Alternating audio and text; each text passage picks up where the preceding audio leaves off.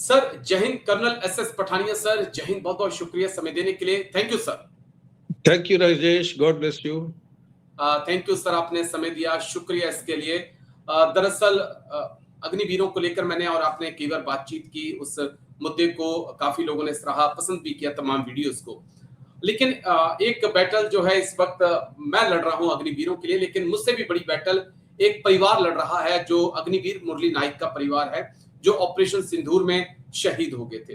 पूरे मामले को उनका कहना है कि शहादत में आप फर्क नहीं कर सकते, आपने दो प्रकार के सैनिक बनाए।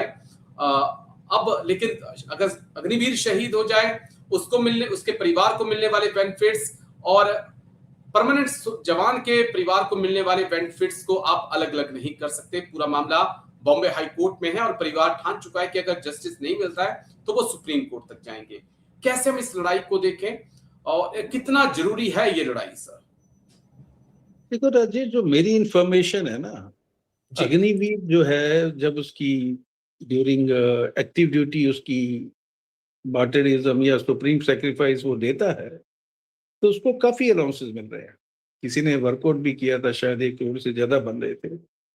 दूसरी बात यह है कि उसको 2 करोड़ के करीब बन रहे हैं। जी, 2 करोड़ के दो आसपास।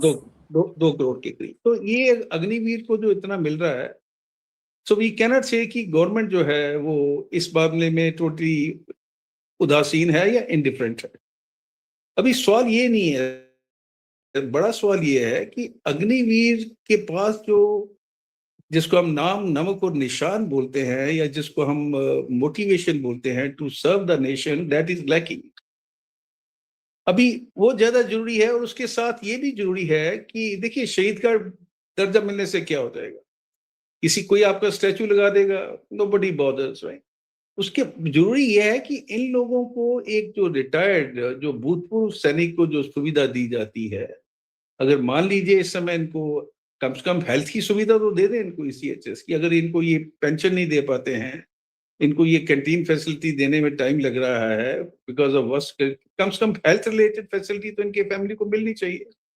तो गवर्नमेंट को कहीं ना कहीं ये मिडिल पाथ चूज करना पड़ेगा।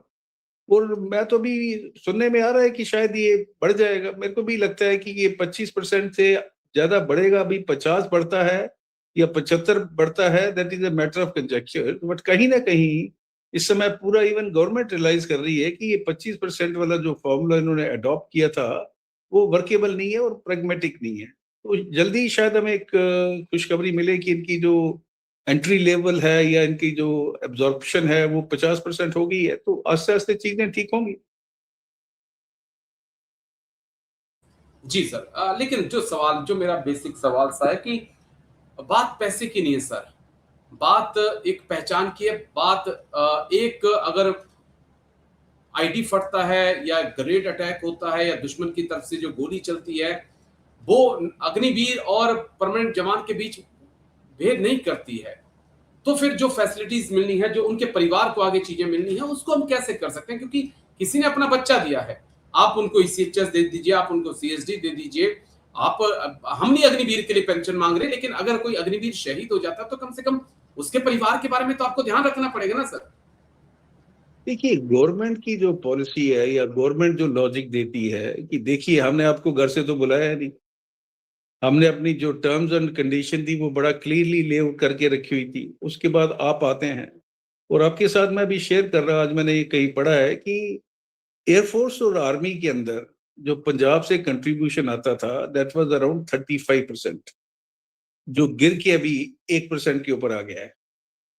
तो आप ये मान के चलिए कि किस कदर पंजाब थोड़ा प्रॉस्परस स्टेट है, और वहां पे अगर अग्निवीर को आने के लिए, एंट्री आने के लिए लोग आगे नहीं आ रहे हैं, तो ये एक मैटर ऑफ कंसर्न है। और ये बड़ी बार मीडिया में भी उछाला गया है।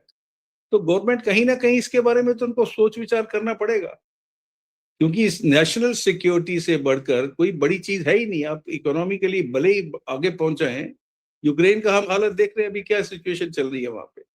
तो ये गवर्नमेंट को संज्ञान लेने, और मैं तो शुरू से इसके फेवर में नहीं था। If you remember, I am not in favour of Agniveer scheme, because ये दोनों तरीके से, एक तो हमारा जो एम्प्लॉयमेंट है उसको बुरी तरह से अफेक्ट कर रही है, और दूसरी जो जो एक शान समझी जाती थी, जो एक प्रेस्टीज बनता था, जैसे कि परिवार एक परिवार बन जाता था एक लड़के की नौकरी लगने से, वो सारी चीजें अभी खत्म हो गई हैं। बाकी चीजें ये पेरिफेरल है।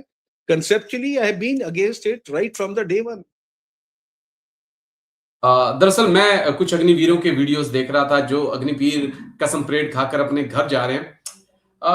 बड़ी अच्छा लगा देखकर, लेकिन जब उनके बैकग्राउंड को देखा, मैंने उनके घरों की दीवारों को देखा, तो एक चीज क्लियर है सर कि लोअर मिडिल क्लास के बच्चे ही आ रहे हैं, कोई हाई क्लास का बच्चा नहीं आता। और उनके परिवारों को, मतलब हम क्या कहें, हम खुद उस परिवार से हैं, लोअर मिडिल क्लास से। हमने वो सिचुएशंस देखी हैं, किन सिचुएशंस में मेरे गांव में, खुद के गांव में अगर कोई फौज में चला जाता था ना, तो ऐसा लगता था कि यार वाकई में अब ये परिवार उठ जाएगा, ये परिवार आगे बढ़ जाएगा। लेकिन शायद ये स्कीम आने के बाद कईयों के सपने टूट गए हैं। ठीक है, देखते हैं गवर्नमेंट क्या फैसला लेती है। जी सर, कुछ कहना चाह रहे थे आप?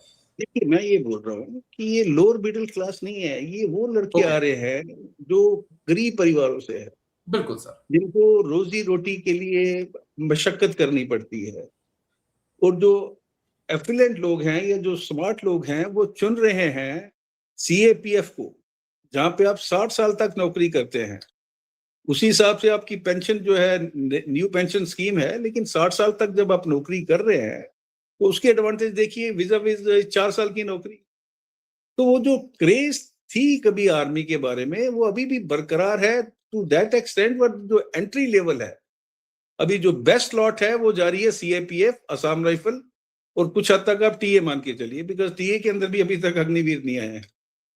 तो अभी कल कल को गवर्नमेंट क्या करती है, they may start Agniveer in Assam rifle and TA also. तो ये सारी चीजें गवर्नमेंट को इनका संज्ञान लेना पड़ेगा। देखिए, अगर आप सीएपीएफ में आप अग्निवीर कंसेप्ट नहीं लगाते हैं, तो ये आर्मी में लगाने की क्या जरूरत है, जो आपकी सबसे मजबूत सुरक्षा की कड़ी है, उसी को आप कमजोर कर रहे हैं। तो I don't know what government is planning, उनके क्या लॉजिक हैं। But I still recommend even today that it must be completely scraped.